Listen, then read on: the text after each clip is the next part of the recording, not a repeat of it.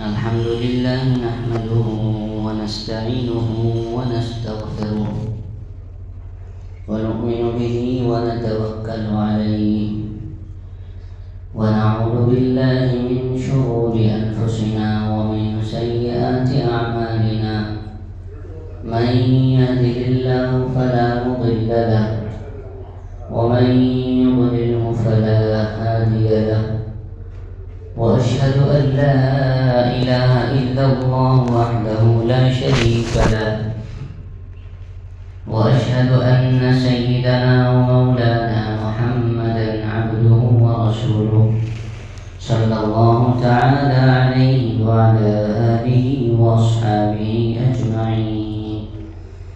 أما بعد فأعوذ بالله من الشيطان الرجيم.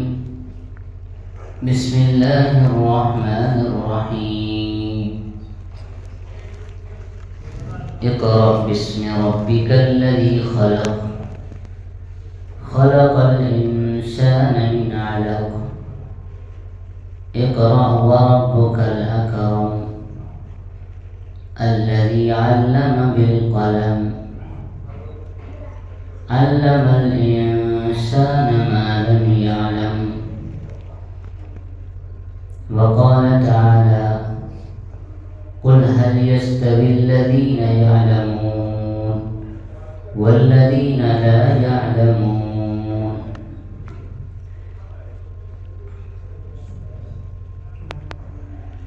وقال النبي صلى الله عليه وسلم طلب العلم فريضة على كل مسلم أو كما قال عليه الصلاة والسلام.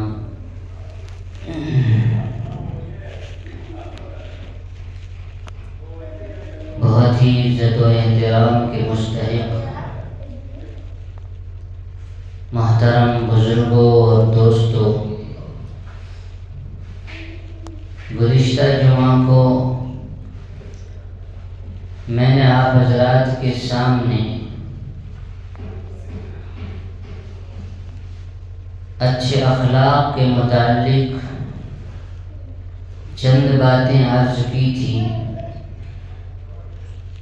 کہ جو لوگ اچھے اخلاق والے ہوتے ہیں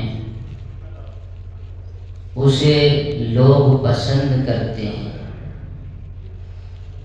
جس کی زبانوں میں مٹھاس ہوتی ہے، گفتگو میں نرمی ہوتی ہے،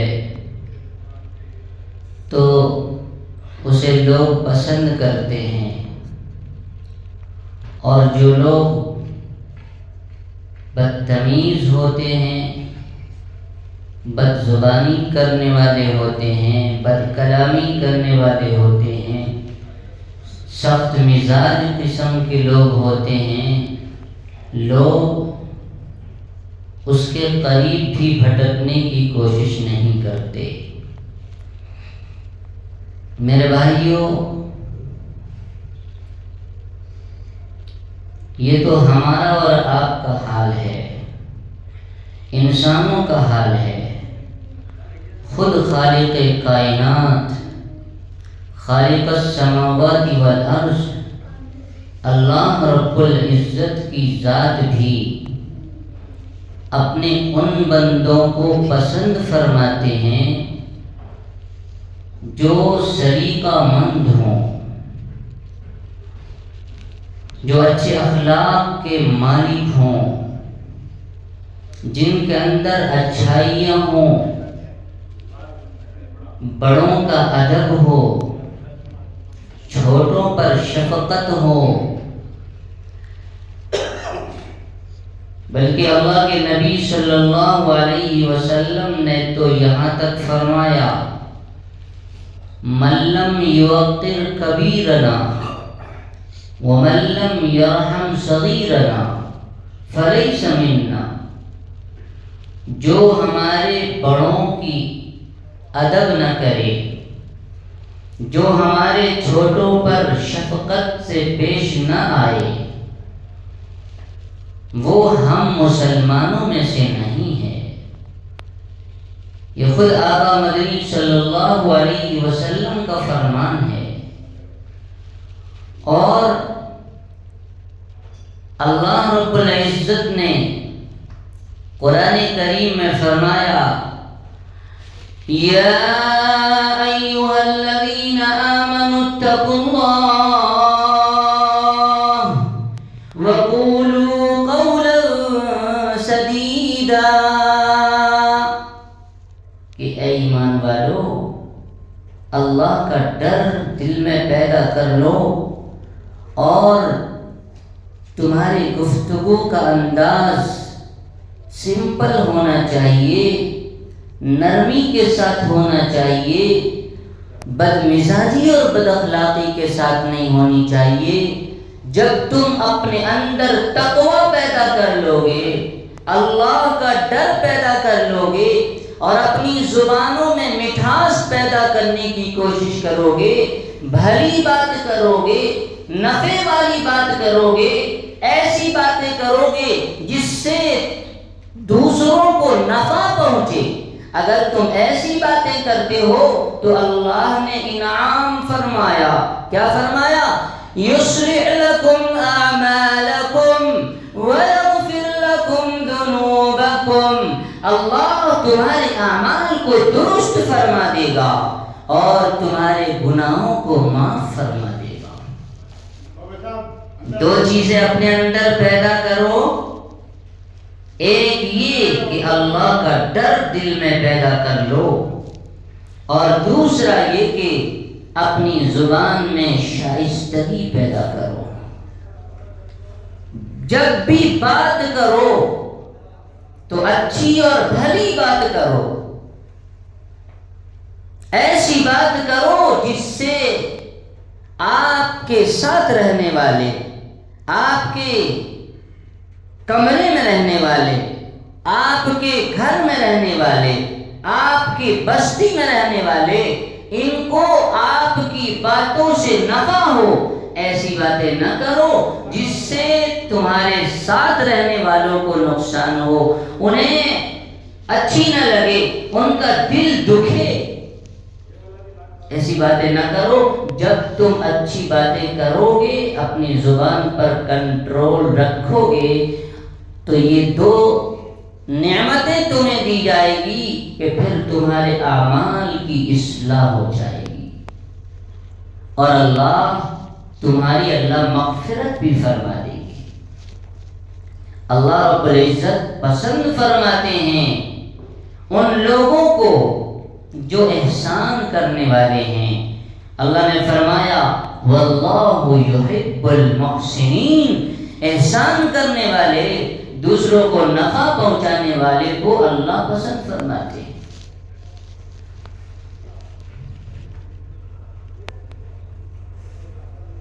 میرے بھائیوں، یہ اخلاق آئیں گے کیسے؟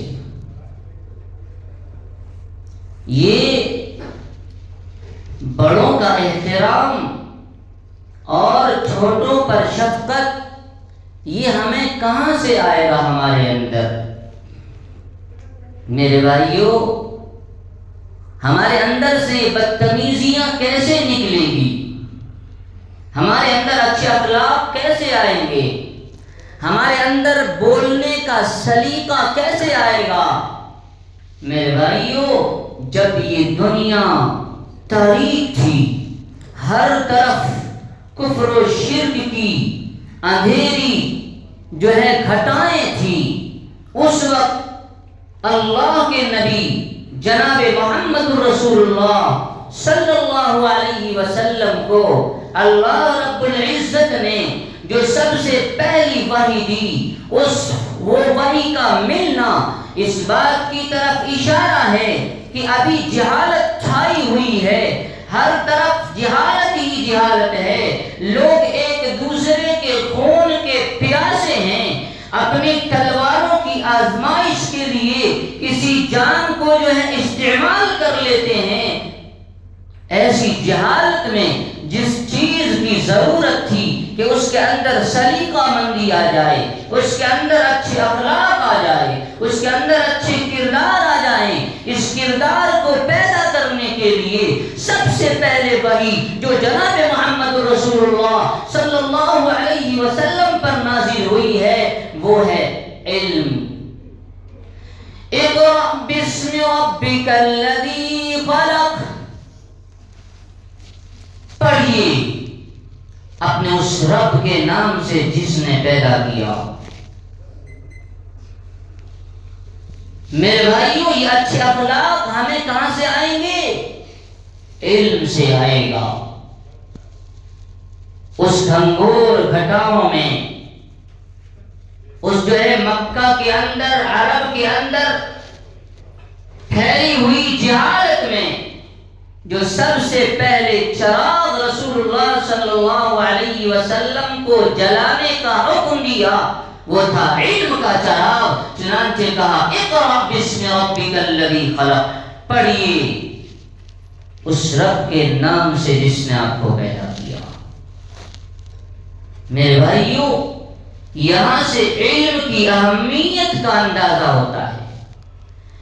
جس قوم میں لوگ پڑھے لکھے ہوتے ہیں اس قوم کے لوگ با اخلاق ہوتے ہیں، ان کے اندر بڑوں کی عزت ہوتی ہے اور چھوٹوں پر شفقت ہوتا ہے۔ آپ اس گئے گزرے دور میں بھی آپ دیکھ لیں، سروے کر کے دیکھ لیں کہ وہ جو لوگ ہیں جو ایجوکیٹڈ کہلاتے ہیں، پڑھے لکھے کہلاتے ہیں، تعلیم یافتہ کہلاتے ہیں، ان کے اندر آپ کو سلیقہ مندی دکھائی دے گی۔ ان کے اندر سلیقہ ہے، اس کے اندر کسی کام کے کرنے کا ڈھنگ اور طریقہ موجود ہے، وہ اس سلیقے سے کام کرتے ہیں۔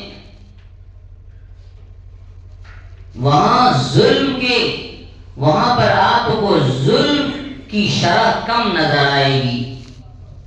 اس علاقے میں جس علاقے کے لوگ، جس بستی کے لوگ پڑھے لکھے ہوں، وہاں آپ کو ظلم، شر اور فساد کم نظر آئے گا۔ ان جگہوں اور بستیوں کے مقابلے میں جہاں کے لوگ پڑھے لکھے نہیں ہوتے، جہاں جاہل رہتے ہیں، علم سے عاری لوگ ہیں، تعلیم نام کی کوئی چیز نہیں ہے، وہ لوگ آپ اگر دیکھیں تو آپ کو اس بات کا اندازہ بھی ہوگا کہ جہاں کے لوگ پڑھے لکھے ہیں وہاں پر ان کے اندر کچھ ادب ہے، کچھ تہذیب ہے، کچھ سلیقہ مندی ہے، کچھ جو ہے اس کے اندر طور طریقے ہیں۔ لیکن جہاں علم نہیں، وہاں لا علمی کی وجہ سے، جہالت کی وجہ سے وہ ظلم پر اترے ہوئے ہیں، وہ جو ہے ناانصافی پر اترے ہوئے ہیں، وہ دوسروں کے حقوق کو دبانے پر اترے ہوئے ہیں، وہ دوسروں کو تکلیف پہنچانے میں لگے ہوئے ہیں۔ میرے بھائیوں، کمی کس بات کی ہے؟ علم کی کمی ہے۔ ہمارے آپ کے آقا جناب محمد رسول اللہ صلی اللہ علیہ وسلم پر سب سے پہلی وحی علم کے بارے میں نازل ہوئی۔ یہ درس دینا تھا انسانیت کو اور قیامت تک آنے والے لوگوں کو درس دینا تھا کہ اگر کسی بھی معاشرے میں بگاڑ کو ختم کرنا ہے، فساد کو مٹانا ہے، ظلم کو ختم کرنا ہے تو علم کے زیور سے آراستہ اور پیراستہ ہونا پڑے گا۔ وہ دور زمانے جاہلیت کہلاتی ہے، جس دور میں اللہ کے نبی صلی اللہ علیہ وسلم دنیا میں تشریف لائے، اس جہالت کو مٹانے کے لیے اللہ نے وحی نازل فرمائی علم کے متعلق کہ پڑھیے۔ اور میرے بھائیوں، پھر اللہ کے نبی صلی اللہ علیہ وسلم نے اس کی اہمیت کو بتانے کے لیے آپ کا عمل کیا تھا؟ غزوہ بدر کے موقع پر جن قیدیوں کو لایا گیا، اس وقت اللہ کے نبی صلی اللہ علیہ وسلم کے صحابہ جب ایمان قبول جنہوں نے کیا تھا وہ فاقوں بھری زندگی بسر کر رہے تھے، ان کے ہاں فاقہ تھا، کھانے کو دانا اور اناج نہیں تھا۔ جن قیدیوں کو لایا گیا تو ان کے جو فدیے مقرر کیے گئے کہ مطلب تم یہ فدیہ دو اور اس کے مقابلے میں تم چھٹکارا حاصل کر لو، باوجود اس کے کہ فاقہ ہے، باوجود اس کے کہ دانے دانے کو جو ہے صحابہ ترس رہے ہیں، مال کی سخت ضرورت ہے، کھانے اور پینے کی ضرورت ہے، آپ چاہتے تو آپ یہ کہہ دیتے کہ جو ہے سب جو ہے فدیے میں اتنے دینار دو اور اپنے آپ کو رہائی حاصل کرو، جاؤ چھٹکارا پالو۔ لیکن اللہ کے نبی صلی اللہ علیہ وسلم نے کیا فرمایا؟ فدیے کے طور پر جو بھی آیا ہوا ہے قیدی اور وہ پڑھا لکھا ہے تو اس کا فدیہ یہ ہے کہ وہ اپنے چھٹکارے کے لیے ہمارے قوم کے 10 بچوں کو اپنی جو ہے علم حاصل، اس کو علم دے، اسے تعلیم دے، میرے 10 بچوں کو تعلیم دے، اور جب وہ تعلیم یافتہ ہو جائے بچے تو اس کی چھٹکارا، اس کی رہائی وہیں پر ہے۔ یعنی کہ مادی منفعت پر اللہ کے نبی صلی اللہ علیہ وسلم نے تعلیمی منفعت کو ترجیح دی اور دنیا والوں کو یہ درس دیا کہ اے لوگوں، بھوکا رہنا پڑے، پیٹ کاٹ کر زندگی بسر کرنا پڑے، بھوکا رہ جانا، پیٹ کاٹ کر زندگی بسر کر لینا، لیکن اپنے بچوں کو جاہل مت رکھنا، تعلیم سے دور مت کرنا، علم کے زیور سے آراستہ اور پیراستہ کرنا۔ بھوکا رہ لو، اگر ذاتی مکان نہیں ہے تو زرے دن تم جو ہے کرائے کے مکان میں زندگی بسر کر لو، لیکن اپنے بچوں کو تعلیم کے زیور سے آراستہ کرو۔ اگر آپ نے اپنے بچوں کی تعلیمی فکر نہیں کی اور ان کو آپ نے تعلیم نہیں دی تو ہو سکتا ہے کہ آپ کا یہ جمع کیا ہوا پونجی اور آپ کے یہ بنے بنائے عالیشان محل علم نہ ہونے کی وجہ سے، جہالت کی وجہ سے یہ آپ کے بنے بنائے شیش محل یہ جو ہے ختم اور برباد ہو جائیں گے۔ لیکن اگر آپ نے اپنے بچے کو جھوپڑی میں رہ کر، کرائے کے مکان میں رہ کر انہیں تعلیم کے زیور سے آراستہ اور پیراستہ کیا تو ممکن ہے کہ وہ اپنی تعلیمی قوت کی بنیاد پر، اپنے علم کی بنیاد پر، اپنے ہنرمندی کی بنیاد پر اس جیسے کئی شیش محل کھڑی کر دے۔ میرے بھائیوں، یہ اللہ کے نبی صلی اللہ علیہ وسلم نے پیغام دیا، پیٹ کاٹنی پڑے، فاقوں بھری زندگی گزارنی پڑے، گزار لینا، لیکن اپنے بچوں کو تعلیم سے بے پہنا مت کرنا، اس کو تعلیم سے دور نہ کرنا۔ اس لیے میرے بھائیوں، آج اس بات کی ضرورت ہے کہ ہم تعلیمی میدان میں آگے بڑھیں۔ آج برطانیہ ہو یا پھر چائنا ہو یا پھر پنجاب کا علاقہ ہو، یہ جو آج میرے بھائیوں ان کی جو آج توتی بول رہی ہے، ان کا جو آج لیول ہے، اس کی وجہ کیا ہے؟ وہ تعلیم ہے۔ یہ تعلیم میں آگے بڑے لوگ ہیں، یہ ایجوکیشن حاصل کرنے والے، ٹیکنالوجی میں آگے بڑھنے والے، تعلیم کی زیور سے آراستہ ہونے والی قوم ہے۔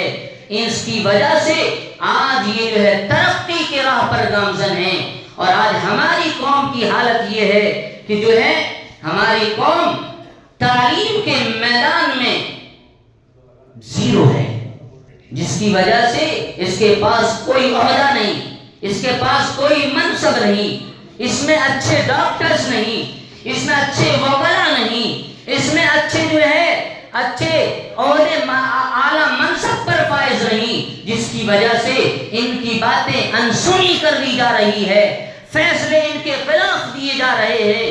وجہ کیا ہے؟ وجہ ہے کہ ہمارے اندر تعلیم کی کمی ہے، تعلیمی میدان میں ہم پیچھے ہیں۔ حالانکہ ہمارا سب سے پہلا جو ہماری جو تعلیم ہے، سب سے پہلے قرآن کی جو وحی ہے وہ پڑھنے سے اسٹارٹ ہوتی ہے۔ اس قوم کی یہ حالت ہے کہ آج تعلیم سے بے قہرا ہے۔ باپ جو ہے میکینک ہے تو بیٹے کو بھی میکینک بنا دے رہا ہے۔ بہت پڑھا تو SSLC تک پڑھ کے کہا جا تو بھی میرے ساتھ، گارا مٹی کا کام کرنے والا وہ بھی اپنے بچے کو گارا مٹی میں لگا دے رہا ہے۔ میرے بھائیو، اسی لیے آج ہماری یہ حالت ہے کہ آج ہماری باتیں وہاں تک نہیں پہنچتی اور ہماری باتوں کا کوئی ویلو نہیں ہوتا۔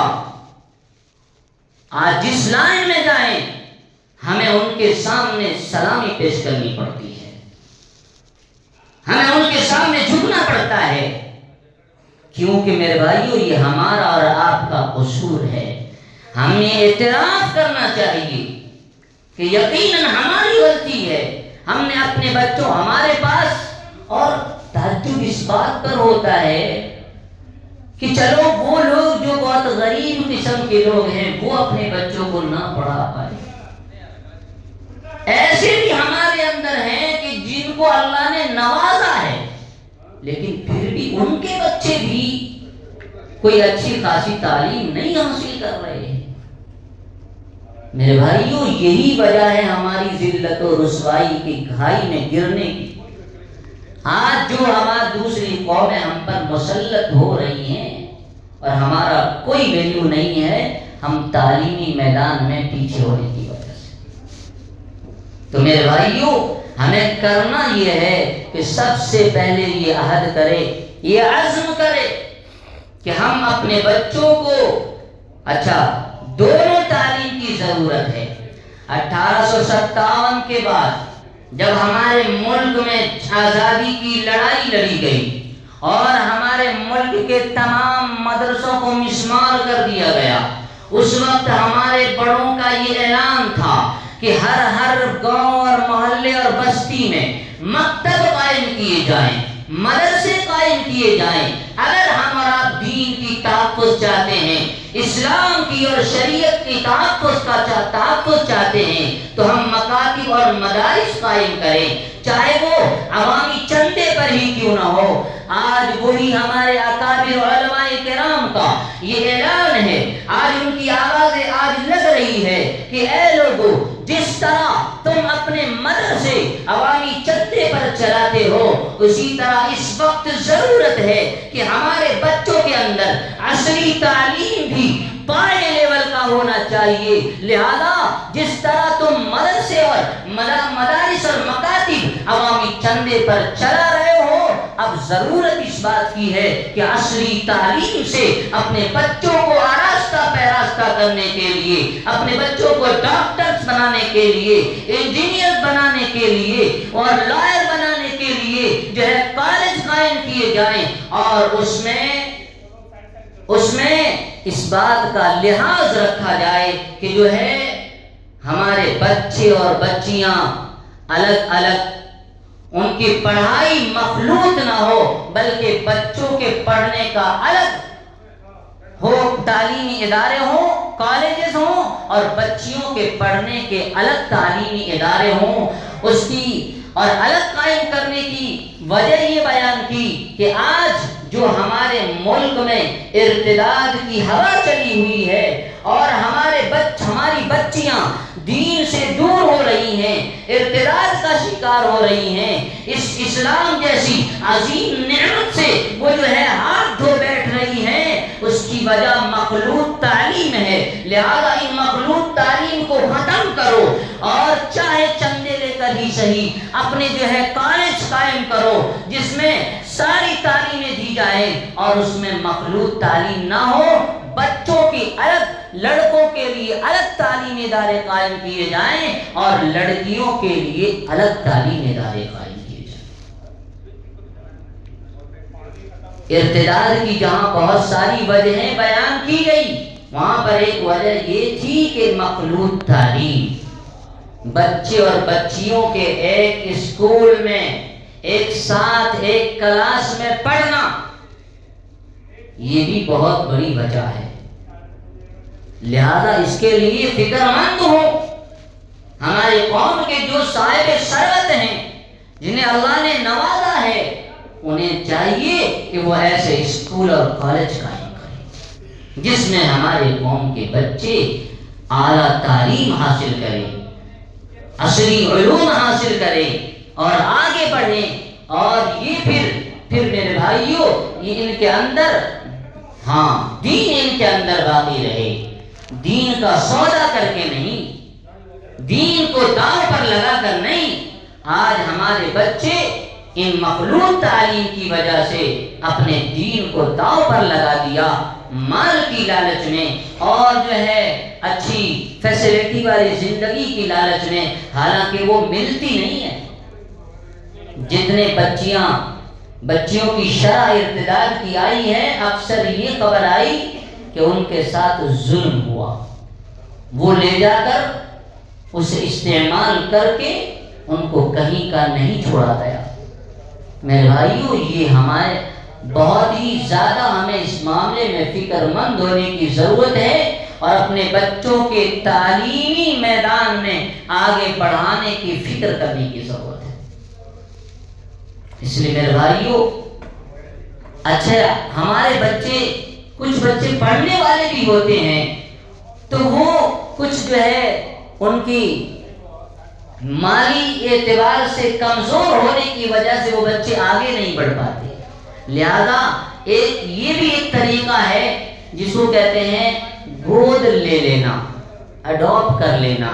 ایک تو یہ ہوتا ہے کہ آپ کسی بچے کو اپنا بچہ بنا لیے، لیکن ایک اڈاپٹ کرنے کا تعلیمی میدان میں یہ طریقہ ہے کہ ایک بچہ ہے، آپ کا بچہ چلو نہیں پڑھ پایا، آپ کے بھائی کا بچہ ہے جو وہ آگے بڑھنا چاہ رہا ہے اور پڑھنے میں اس کی اچھی صلاحیت ہے، وہ آگے بڑھ سکتا ہے، تو میرے بھائیوں، جو ہمارے صاحب ثروت لوگ ہیں ان کو چاہیے کہ تعلیمی میدان میں آگے بڑھانے کے لیے ہم اپنے اس بھائی کے بچے کے اخراجات برداشت کر لیں۔ یہ بھی اڈاپٹ کا طریقہ ہے تاکہ وہ بچہ آگے چل کر آگے بڑھے اور اپنی قوم کی خدمت کرے۔ جب وہ خدمت کرے گا، آگے بڑھے گا اور اپنے دین اسلام کے ساتھ وہ قوم کی خدمت کرے گا، تو میرے بھائیوں، اس کے حاصل ہونے والے کارکردگی میں، ثواب میں آپ کا بھی حصہ ہوگا، آپ بھی اس کے اجر کے مستحق ہوں گے۔ تو میرے بھائیوں، تعلیمی لائن سے ہمیں اور آپ کو اپنے بچوں کے بارے میں فکر مند ہونے کی ضرورت ہے۔ اگر ہم نے ابھی آنکھ نہیں کھولی تو ابھی جو ہماری حالت ہے، اس حالت کی سطح سے ہم اور نیچے جانے والے ہیں، اور نیچے جانے والے ہیں۔ اگر میرے بھائیو ہم ترقی چاہتے ہیں اور سر اٹھا کر جینا چاہتے ہیں، حوصلہ رکھتے ہیں، تو ہمیں اس کی فکر کرنی ہوگی کہ ہم اپنے بچوں کی دینی تعلیم و تربیت کے ساتھ ساتھ عصری علوم میں بھی آگے بڑھانے کی کوشش کریں، اور اس خاص طور سے ہم اپنے بچے اور بچیوں پر نگراں ہوں، کہاں جا رہے ہیں، کیا کر رہے ہیں۔ میرے بھائیوں، اللہ تعالی نے قرآن کریم میں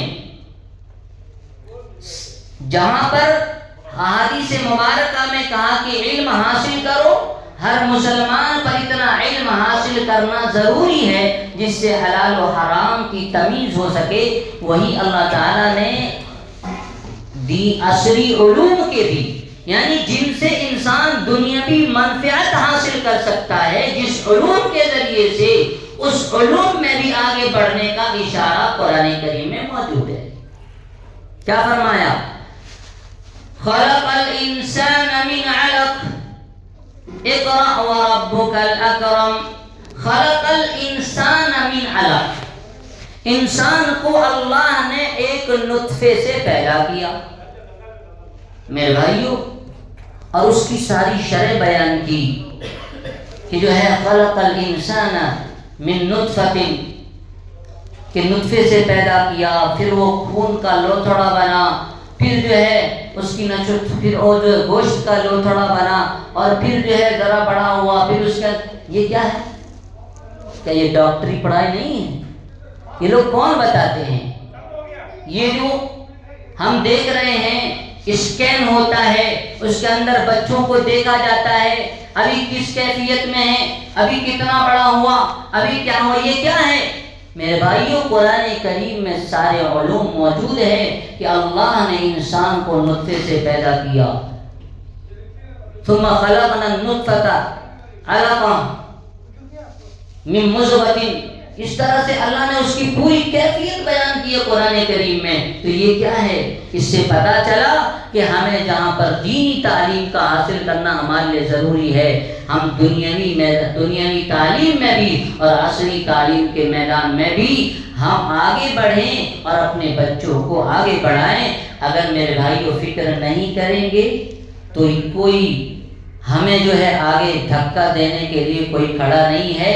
ہر آدمی اپنے بارے میں سوچتا ہے، ساری قومیں آگے بڑھنے کے لیے اپنے جو ہے مال خرچ کر رہے ہیں، اپنے جان کو لگا رہے ہیں اور اپنے بچوں کو تعلیم یافتہ کر رہے ہیں۔ ہمیں بھی اس بات کی ضرورت ہے کہ ہم اپنے بچوں کو تعلیم سے آراستہ کرنے کے لیے اپنے جان بھی لگائیں، اپنے مال کو بھی خرچ کریں، تھوڑا غریبی برداشت کر لیں، لیکن اپنے بچوں کو اچھی تعلیم سے آراستہ کریں۔ اللہ تعالی ہم سب کو کہنے سننے سے زیادہ